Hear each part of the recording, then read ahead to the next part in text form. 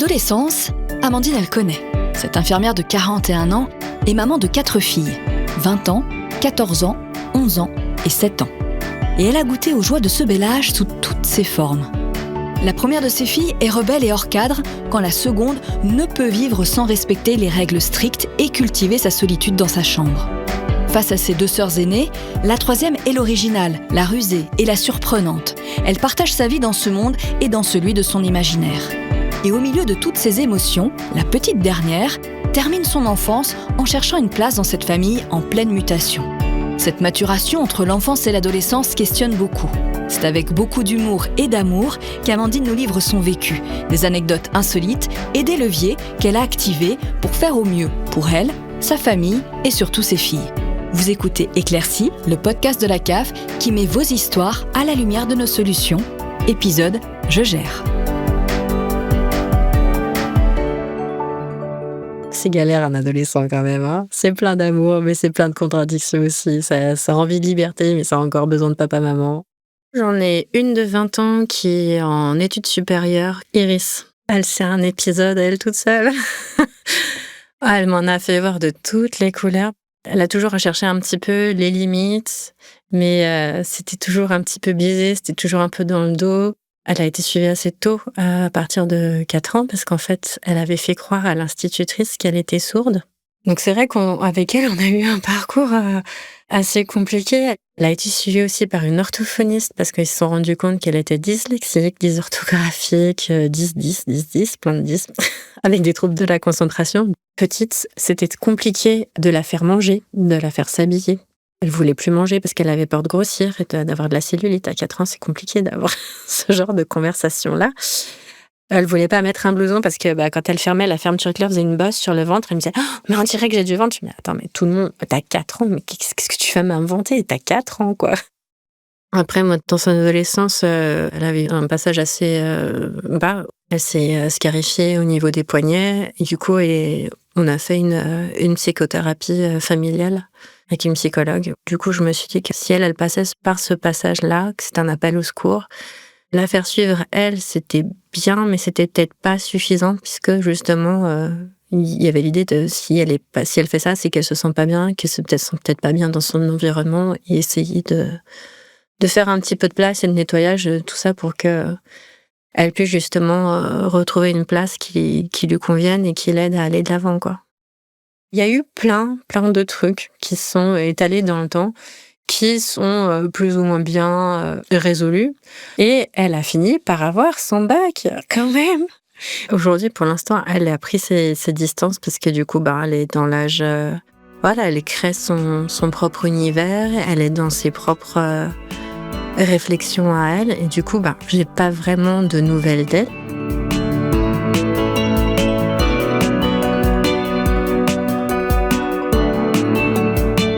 La deuxième, c'est Ambrosia. C'est l'opposé de sa sœur. Elle, c'est le cadre. Il faut que tout soit... si on lui dit quelque chose, c'est carré, c'est la théorie. On l'applique, la théorie. C'est vraiment... Mais du coup, c'est hyper relaxant pour moi. C'est une bouffée d'oxygène, puisque du coup, quand on donne les consignes, elles sont écoutées, elles sont appliquées. Et il n'y a pas d'entourloupe. Elle, comme toutes les ados, du coup, comme elle est à fond sur le respect du cadre et tout ça, donc ça lui crée aussi de l'anxiété si le cadre n'est pas respecté. D'où les accrochages aussi des fois avec sa grande sœur qui ne respectait pas le cadre. Par exemple, on lui a dit qu'il fallait traverser sur le passage pour piétons. Donc elle passe sur le passage pour piétons, mais sa grande sœur qui va marcher un peu plus en amont et qui va passer à côté en diagonale ou aller là où il faut pas. Du coup, dans son cerveau, c'est explosion, c'est pas possible. Et du coup, ça part au clash avec la grande sœur. Donc elle est dans l'imaginaire, elle écrit des trucs, elle écrit des bouquins, elle parle à ChatGPT aussi. Elle arrête pas, quoi. Dans son cerveau, ça bout de toute l'énergie qu'elle avait petite à courir partout. Elle court plus partout comme une petite, hein. Maintenant, elle fait de l'escalade. Ambrosia, le passage à l'adolescence, en fait, moi, je trouve que ça s'est plutôt assez bien passé. Après, c'est une enfant qui était très bougeon. Et le passage à l'adolescence, après, c'était le renfermement dans la chambre. C'est-à-dire que dès qu'on lui demande quelque chose, il faut au moins crier peut-être 10 fois dans la maison pour entendre éventuellement la porte qui s'ouvre. Quoi? On t'appelle, en fait, ça fait déjà plusieurs fois. Ah! À chaque fois, c'est le supplice, vraiment pourquoi ils viennent encore m'embêter. Sauf qu'en fait, c'est l'heure de manger maintenant, donc viens manger, mets tes pieds sous la table. Et c'est vraiment le schéma type de l'ado qui est dans sa chambre obscure, qui va descendre de sa chambre comme un zombie arrivé jusqu'à table, engloutir son repas. Mais vraiment, c'est engloutir à ce stade-là. Elle est maigre comme un clou, mais alors qu'est-ce qu'elle mange? C'est fou, quoi. Elle mange. Des fois, quand il reste des trucs dans les assiettes des autres, on voit son regard qui navigue comme ça, genre, hey, je peux en avoir un peu? Bah, vas-y, fais-toi plaisir, prends. Elle mange. Une fois qu'elle a fini de manger, d'un coup, on l'entend plus, elle débarrasse une assiette et hop, c'est pareil, elle disparaît de l'environnement discrètement, on l'a pas vue partir. La chambre fait comme un trou noir, elle la réaspire. Comme ça, c'est reparti pour des heures et des heures. Il pourrait se passer n'importe quoi dans la maison. Elle ne se rendrait compte de rien.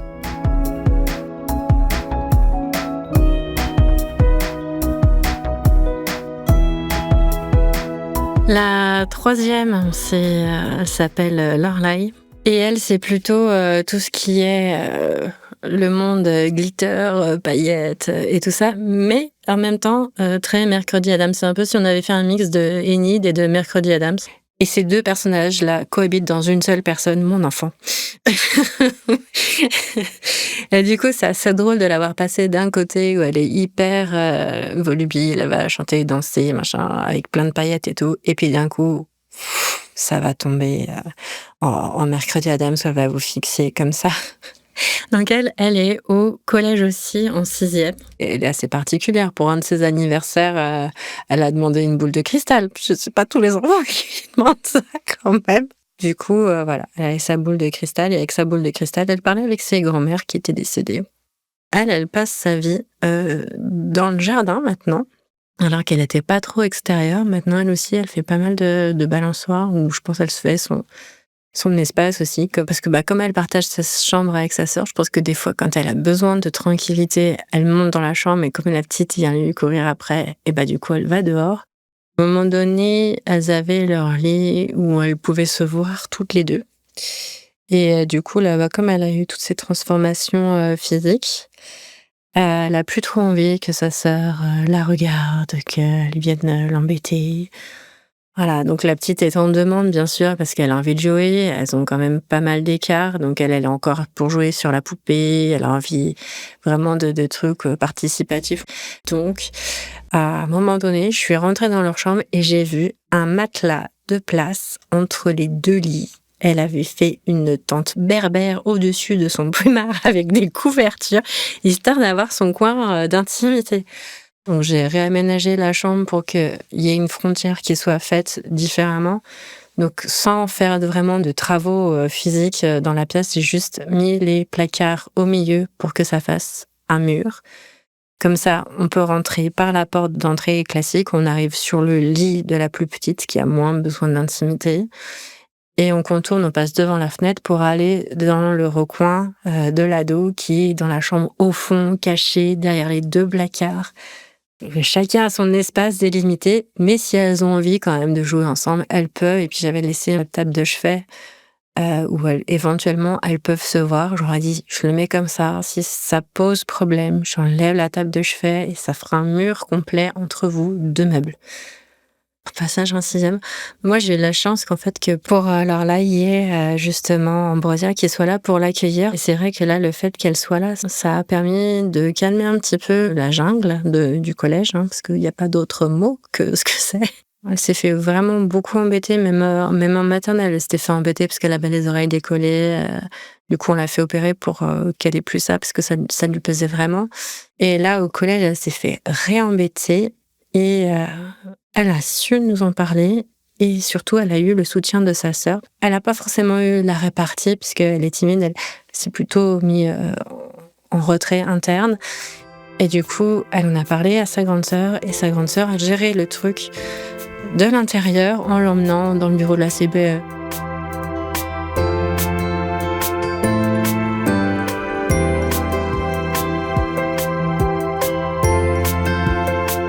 Et la petite dernière qui a 7 ans et qui s'appelle Meherio.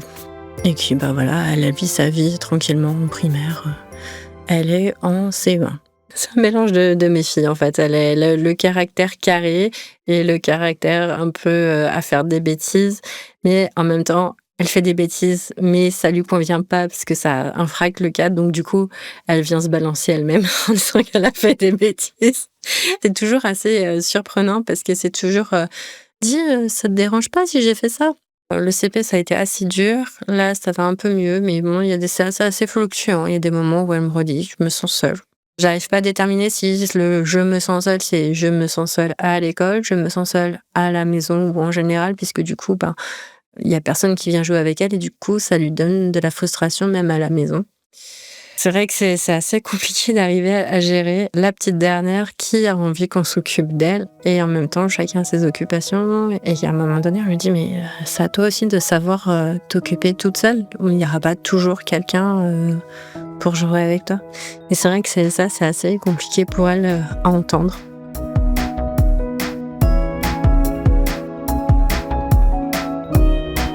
C'est compliqué parce que on aimerait qu'ils nous répondent avec amour. Mais voilà, adolescents, la réponse est tout de suite plus sèche, ils sont tout de suite plus à vif. Ils se rendent pas forcément compte qu'ils nous parlent mal parce que pour eux, voilà, ils sont dans leur truc.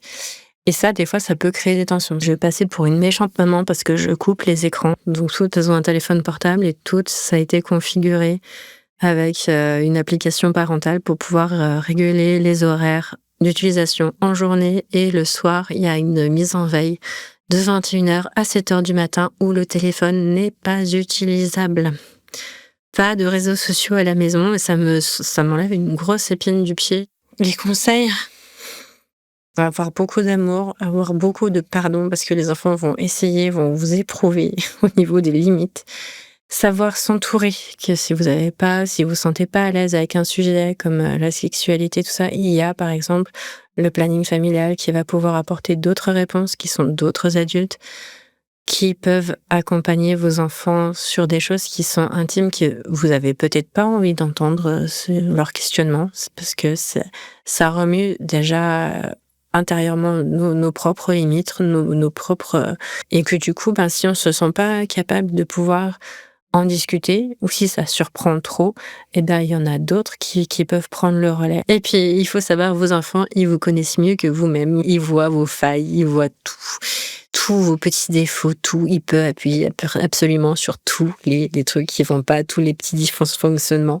Donc, c'est vrai que c'est important de pouvoir, avec l'autre parent, faire front face à ça. Arriver à pouvoir se poser, arriver à pouvoir discuter des objectifs qu'on souhaite mettre ensemble, voilà, dans l'éducation des enfants. On ne peut pas choisir du chemin que nos enfants vont traverser. On peut juste essayer d'être là pour les accompagner, pour les accueillir s'ils tombent, pour les soutenir. Et on fait de notre mieux avec ce qu'on est, avec ce qu'on a et ce qu'on peut.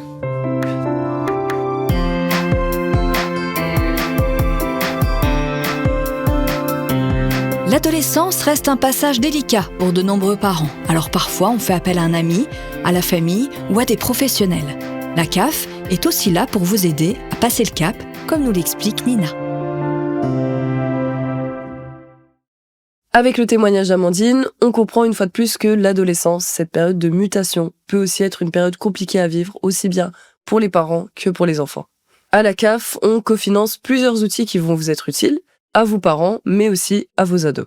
D'abord, les CAF, elles subventionnent des lieux où on accueille les jeunes, tels que les points accueil et écoute jeunes, PAEJ, les centres sociaux et les centres de loisirs. Dans les points accueil et écoute jeunes, les enfants et adolescents peuvent parler à des professionnels qualifiés de santé mentale ou encore de scolarité, par exemple. Les centres sociaux, quant à eux, ce sont des lieux ouverts à tous, où les ados ils peuvent pratiquer des activités, participer à des ateliers ou encore assister à des groupes de parole, etc. Si comme Amandine, la communication avec vos enfants est difficile ou conflictuelle, on peut vous conseiller la médiation familiale, qui est un service proposé par des partenaires de la CAF. La médiation familiale, ça permet entre autres de trouver des solutions à des incompréhensions ou de rétablir le dialogue entre vous et vos enfants. La CAF pilote également Promeneurs du Net, un réseau de personnes présentes sur les réseaux sociaux auprès des jeunes qui suivent en dehors. Ils peuvent être d'un grand soutien pour les ados comme pour les parents. De plus, la CAF, elle cofinance les classes, contrat local d'accompagnement à la scolarité. C'est pas tout à fait un soutien scolaire, mais ce sont des temps dédiés à l'apprentissage autrement. Par exemple, l'apprentissage de la botanique à travers des séances dans la forêt. En fait, les formes, elles varient selon les lieux et les structures. La CAF, elle propose également une aide financière pour des structures à destination des jeunes via la prestation de services jeunes. L'aide rémunère des animateurs qualifiés et facilite la mise en place d'activités dans des lieux tels que les centres sociaux, mais aussi les Fab Labs ou les tiers-lieux. En fait, tous les lieux qui accompagnent les adolescents et les jeunes. Côté financier, la CAF elle est aussi présente avec des aides telles que l'aide nationale de 200 € pour le BAFA ou encore les APL lorsque les jeunes ont leur premier appartement. Enfin, pour être toujours au courant des dernières informations de la CAF et des dizaines de bons plans sur plein de sujets qui les concernent, il est essentiel pour eux de suivre le compte Instagram CAF Jeunes. Et pour retrouver toutes les informations sur ces aides, vous pouvez aller sur caf.fr.